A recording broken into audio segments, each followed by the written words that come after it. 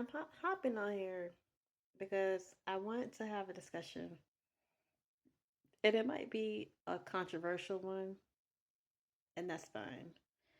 But a question that I really want to pose is this: are we overly spiritualizing dating and relationships? And did God intend for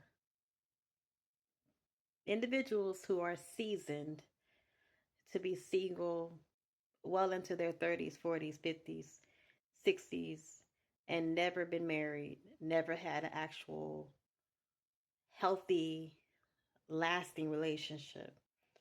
And then the next question is, what responsibility is on the church to bridge the gap between dating and relationships so there are more healthy marriage and relationships? So let's like unpack that first question. Are we over spiritualizing dating in relationships? Um, Here are a couple statistics, especially when it comes to Black households. A 2022, a 2020 study, that's 2022, 2020 study came out, and of Black individuals never been married, never been divorced, not a widow, just never been married. The statistics say that it was 51% of men and 47% of women. And that's like a pretty hefty statistic. That means half of the Black population has never been married and never been um, married, never been in a marital covenant with somebody. And so that's one thing. And then I see a lot of Christian singles, a lot of Christian girlies online, and guys too, saying that they're waiting for their kingdom spouse. And I searched in the Bible, and I know the Bible says to acknowledge God in all your ways, and the path of the righteousness is led by the Lord. And I'm not taking from that, and I'm not disputing that part. But my question is, does God present us options or choices, and we have choice to choose those choices that are presented to us? Or is it a situation where God has already predetermined who your spouse is and you just have to live life until that person shows up?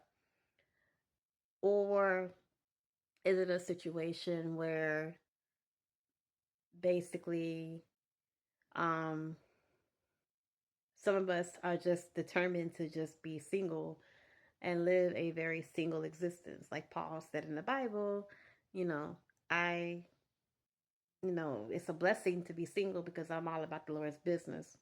Is that truly in the Black community in particular? Half the population is determined to just be single. And then also, I don't really always see a shortage of kids being had. um, so people are definitely doing the deed, so to speak, for like a lack of better words, but they're not actually getting into healthy marriages. So I guess I'm going to share my point of view on everything. I believe that God presents you options, and He wants you to pray to Him about what option is the best option presented to you in your circumstance, and also if it's the right timing to be engaged or married or committed to this person. Is this the season for that? But I don't necessarily believe that God chooses your person. I don't believe that. And the reason why I don't believe that is because if that is truly the case, when you lose a spouse and a person passes on, you wouldn't have the ability to move on and move into another relationship after that person expires if you it was just truly the one person that you're supposed to or can only be with. I also believe that when you look at love in the Bible, like if you really just do a study on love, that study has nothing to do really with your feelings or your emotions. It has everything to do with choice and making a conscious choice to, in a sense, adhere to God's principles on love and relationships. And I'm going to pull up the Bible on love really quickly here. And if I'm looking down, that's what I'm doing. I'm just looking up this Bible verse. Um, but I'm just going to read it out. And the Bible says, love is patient, kind. Um, Let me actually pull the King James in this.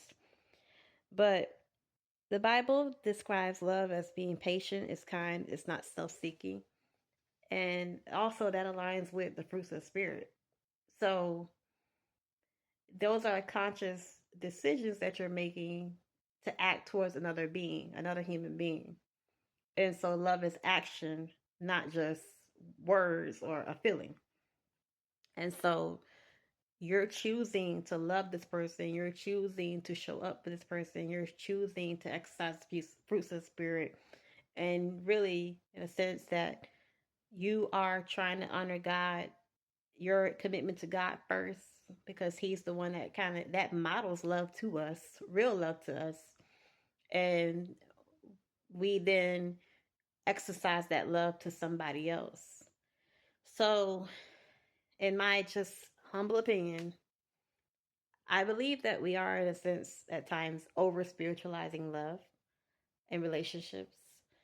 And also, a lot of marriages that I've witnessed and just in my own personal life, those were two people that got together and chose to work it out no matter no matter what happened, ups, downs, thick and thin, sickness and health, richer or poor, they stuck it out with each other and decided to be in a relationship that's long term. It was not this romanticization of love or this like catastrophic feeling that got to it was just two individuals that chose to stick it out with each other no matter the ups, downs, whatever.